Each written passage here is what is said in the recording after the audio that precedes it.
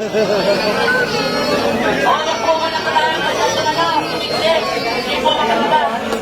sa Madam Rosmar. So, ayan. Ganun dito, ganun pagpanda po ng mga tao. Nakita nyo naman. Ayusin lang natin, baka mamaya po masaktan natin si Madam Rosmar. Ganyan po tayo, huwag po natin dumugin. Nagbibigay naman po tayo ng interview para wala nang pumasaktan. Ayan po tanong natin si Madam para... Rosmar po. Huwag lang natin dumugin na hindi usap lang naman tayo.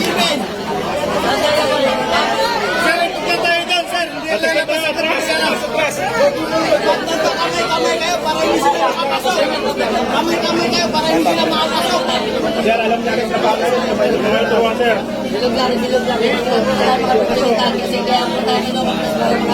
Lalo po kayong dumidit kayo, lalo kayo mga...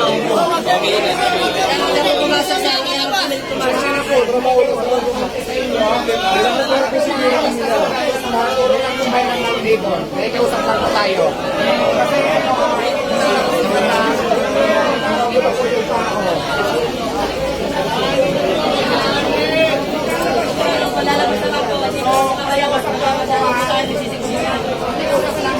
Huwag po tayo masala magsiksikan, hindi po makalabas. may ibang pinagandaan na ngayon pa rin mag-aakay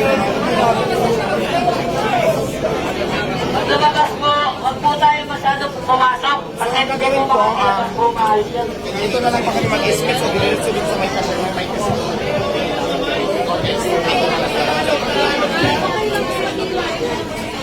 Okay. Pwede nyo naman po video na nakaganyan lang po kayo, nakasayo lang. Huwag nyo lang po masyadong napitan.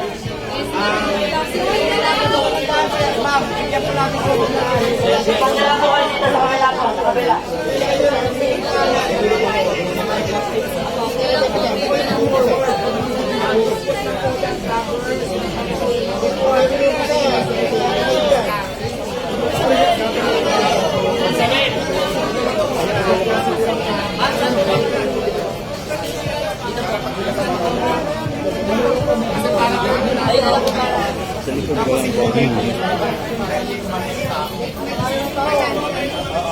Pasuyo lang ha, wala munang pupunta dito.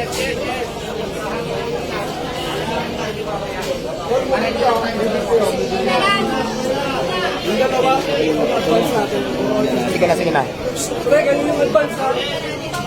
So ayan na po, sasalubugin na natin si Madam Rosmar kasi inayos ko muna yung tao. Siyempre gusto natin yung security ni Madam, yung seguridad niya. So yun lang.